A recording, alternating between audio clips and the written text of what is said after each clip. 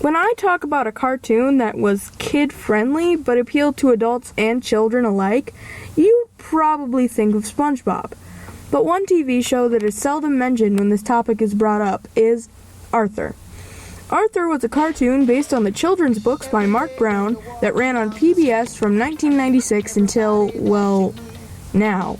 The show centered around an 8-year-old anthropomorphic aardvark named Arthur and his friends going through problems that kids this age could realistically have to deal with, like having your best friend move away. But sometimes the series could deal with more serious topics like Alzheimer's, Asperger's syndrome, and even post-9/11 trauma, without dumbing them down or sugarcoating things, all tied together with great characters, music, and humor that make this show a joy to watch. Yes, Arthur was not just a children's show, like most PBS Kids shows. It had something for everyone. The same can't really be said for the Arthur video games, though. Not to mean that they were bad or anything, but they were almost all edutainment games for young children. But I found an Arthur game that is actually a game. Arthur's Very Fun Day for Game Boy Color.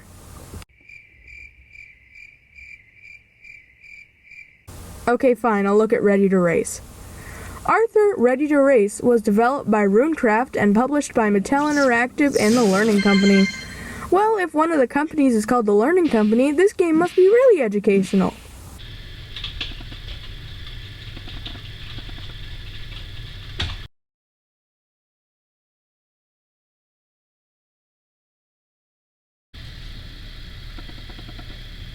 Just kill me now, please. The game starts up and we get 4 options: New Game, Load Game, Multiplayer, and Options.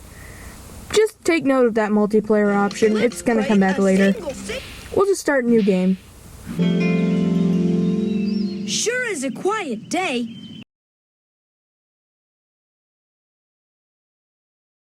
You know, I'd like to say here that it's not the game's fault that the visuals look so bad. Sort of. Because even in Arthur's 3D animated movie, the models weren't great either.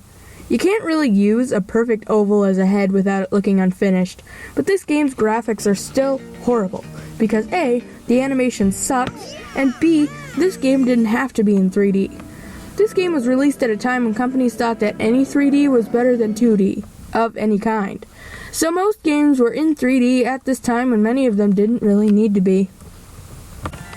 Anyways, the story is that Arthur and friends decide to enter the Elwood City soapbox race, and the brain conveniently has one in his dad's barn. I think the brain lived in the city on the show. You begin the actual game with a race to test the soapbox racer. It isn't actually a race though, in case you couldn't tell. You just get timed as you go downhill. By the way, the physics engine in this game is top notch. This downhill racing is so realistic that you can actually go uphill. Seriously? The quality assurance testers looked at this and they were like, yeah, that looks about right. Francine and the brain then tell Arthur about their ideas for a better car design, and tell Arthur to go and do all the work by collecting all the parts they'll need. After that, we get dropped into Elwood City where we have a bunch of mini-games to get car parts. The first one is here at this random house with Muffy standing by it. This obviously isn't Muffy's house either. Anyway, Muffy made a tomato sauce business but neglected to actually get the tomatoes. Yum! That sounds great! Are you here picking tomatoes? Okay, I need to address the voice acting. It's awful. The Arthur TV show didn't have a great track record as far as voice acting went, but this game's is even worse. Except for the brain and maybe Buster, none of the characters sound like their television counterparts. Arthur, especially, is the worst one. He's constantly talking in this happy about everything voice, and even when he's trying to convey other emotions, he still sounds like it. Uh-oh! Anyways, Muffy tells us that she doesn't actually pick the tomatoes because it's not in the crosswire blood. Which basically means that Muffy is too lazy to do it. So Arthur picks all the tomatoes, and in return, Muffy gives him a set of front wheels for his racer. Down the street next to Muffy's minigame, you can replay the race, because the game expects you to do it again.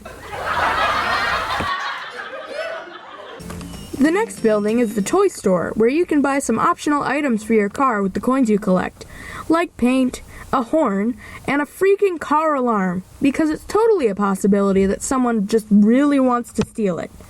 Why do these items need to exist in the game? They do nothing. Then, next to the toy store is the Sugar Bowl, where we can select the 1-minute music loops that play in the background. The music isn't necessarily bad, but the tracks are too short, and they get really annoying after the millionth time they loop. At Arthur's house, we get the next minigame. In this one, Arthur's dad, who is a caterer, is working on a turkey for a client, and Pal grabs it in his mouth. Pal! My turkey! Arthur, can you chase after that turkey before my catering business is ruined? Are you serious? You are okay with serving a turkey that has been in a dog's mouth? If you keep pulling this crap, the health department is totally going to shut you down. After getting the turkey, Pal gives a steering wheel that he just happens to have in his doghouse. Next is the post office, where we get a fetch quest to collect missing packages for a 5-coin reward. But the coins are almost completely useless anyway, so I didn't actually do this much. There's also the pet shop next to it, which has the exact same request, just for missing pets instead of parcels. After that is another useless building called Jack's Jokes. All that you can do when you go into this place is hear a bunch of lame knock-knock jokes. Back to the lackluster minigames! The next one involves Binky. You know, the bully that just happens to be friends with all the kids he bullies. Anyway, Binky tried going through the cemetery for no apparent reason and dropped his backpack in there when he ran out scared. So he gets Arthur to go in and get it.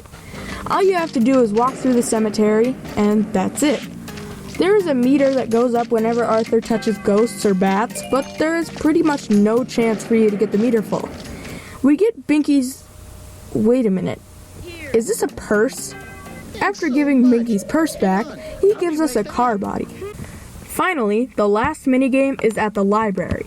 You know what they say, having fun isn't hard when you've got a library card. So we go inside and find that Arthur's mother was just standing by the entrance for some reason and lost baby Kate. DW challenges Arthur to find Kate before she does. Just as a small side note, I hate DW. She's annoying and snotty, and Arthur's parents never seem to punish her when she does something wrong. Anyways, here is all of the unedited footage of my search for baby Kate.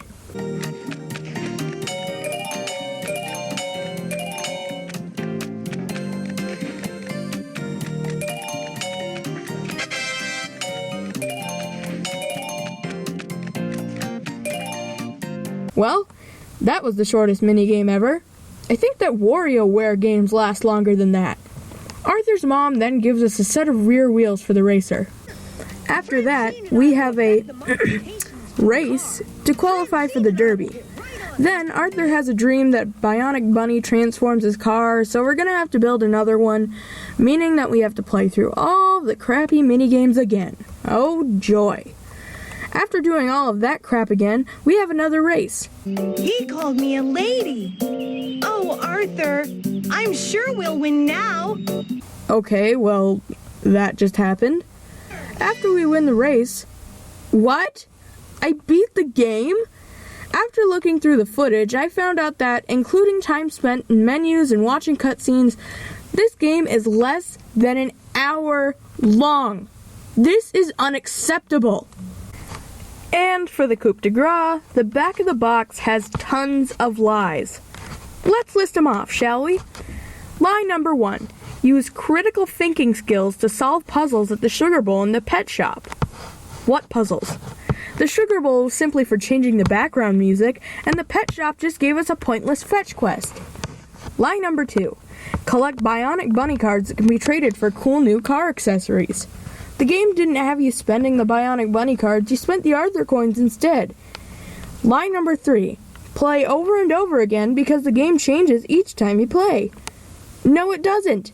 Unless I don't remember clearly, in my first run-through of the game, nothing was different from this time. Lie number 4. Adventure-style gameplay. No. Lie number 5. 3 levels of car building and racing. There were only 2. Lie number 6. Race against a friend or the computer. The multiplayer game only has each player go down the track individually, and they're scored based on how fast they are and how many items they collect, so there's no actual racing involved. And there's no option to play against the computer either. And finally, lie number 7. Seriously? There was nothing educational about this whole thing. Did the ESRB even play the game? Overall, even for a game for toddlers, this game is trash. Don't buy it and don't play it, even if you love Arthur. Stick to the TV show because this is not a wonderful kind of game. Funding for Mikeintosh is provided by your local YouTube station, Libby's Juicy Juice, and viewers like you. Thank you.